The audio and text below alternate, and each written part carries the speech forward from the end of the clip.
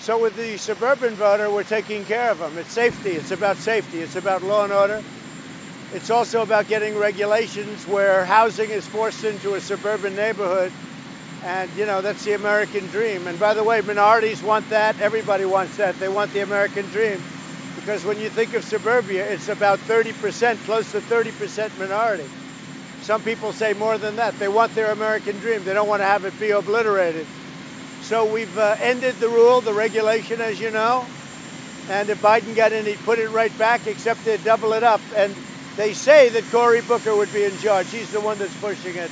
We're not going to do that. We're not going to destroy suburbia. And just basically, I think we have a very strong, very powerful law and order campaign. We are endorsed by almost every major police group. Believe it or not, it's not easy for them to do. The Chicago police just endorsed us. You heard that. New York City, New York's finest endorsed us.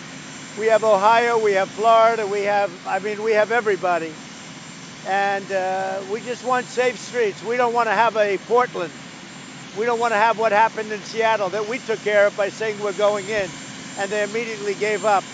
We don't want to have that. We want to have safety. We don't want to have Chicago, where people get shot and people get killed. We don't want to have that. Those are all Democrat-run cities, and we don't want to have that.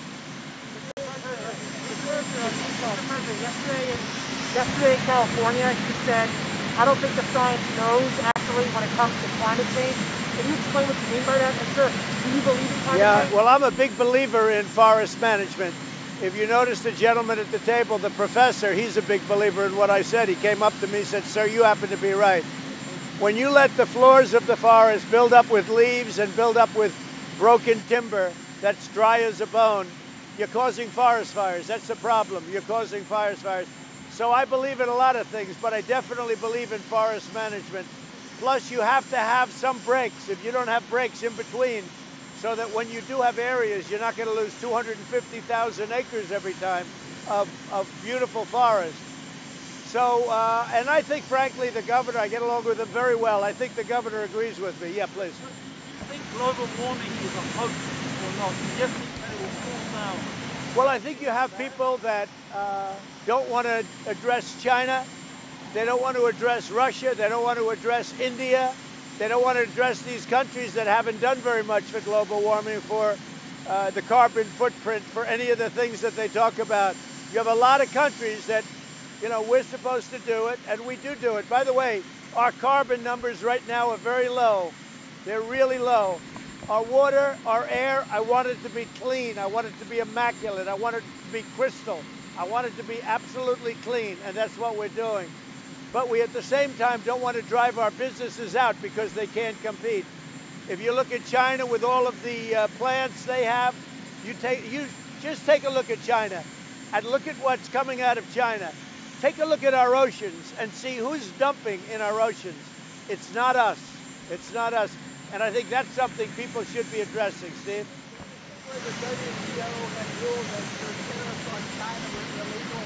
What are they going to do?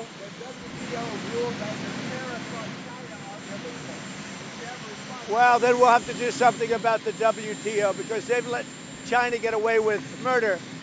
They consider China to be a developing nation.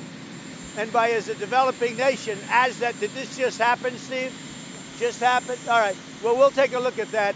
But I'm not a big fan of the WTO. That I can tell you right now. Maybe they did us a big favor. What do you think of the Oracle deal? Well, we're going to make a decision pretty soon. I have a high respect for Larry Ellison. He's somebody I know. He's been really a terrific guy for a long time. So we're going to take a look. I heard they're very close to a deal, and we'll be looking at the TikTok deal with Larry Ellison and Oracle. Why did you suppose your former aide, General Mattis, General Sully, has been reluctant to defend you in any way over the course of the past? Because we're very different, and you can see that with the deal we made today. I'm not a big fan of General Mattis, as you know. I think he's a very overrated general, but regardless, I guess he's a nice guy. He just didn't do the job for me. He didn't do the ISIS job after we got rid of him. It worked out very well. We took over 100% of the caliphate. but I do things differently. If you listen to the three world leaders today, and these are highly respected leaders and countries, UAE is a tremendously respected warrior. I mean, they're warriors. They're a very strong, respected country. If you listen to what they said, nobody thought of the plan that I thought of. And it's going around the back door. I call it going around the smart door and coming in a different way. And we have many other countries going to be joining us, and they're going to be joining us soon. We'll have, I think 7 or 8 or 9. We're going to have a lot of other countries joining us, including the big ones. We already have the big one, but including the big ones. And this is not something that the people that you mentioned would be able to be doing. And it's not something that my critics thought was possible. And now they say, wow, that was a good idea. I will say it's gotten rave reviews, even from the New York Times and Tom Friedman and a lot of people that don't like Donald Trump too much. They've given it literally rave reviews. So this is one deal, but we have many others like this. Look, our country's been stagnant for many years. We did nothing but give our money away, give our wealth away, and give our jobs away. And now we stopped that. We stopped that 3.5 years ago.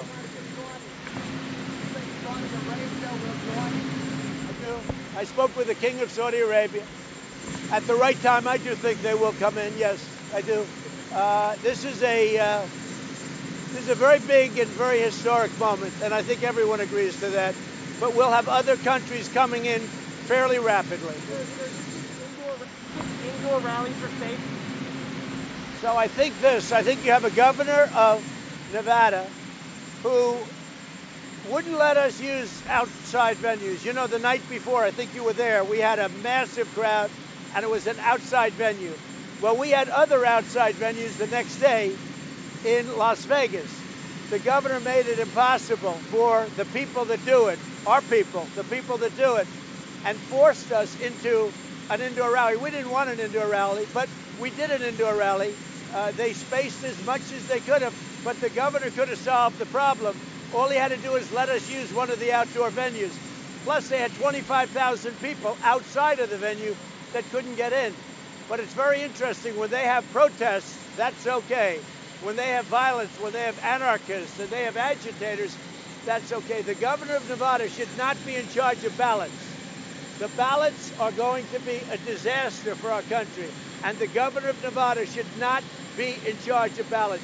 When he won't let us meet and congregate and do really a friendly protest, he should not be in charge of the ballots. You're going to have problems with the ballots like nobody's ever seen before. What about the indoor and Arizona? All right, everybody, this is President Donald Trump heading to Philadelphia.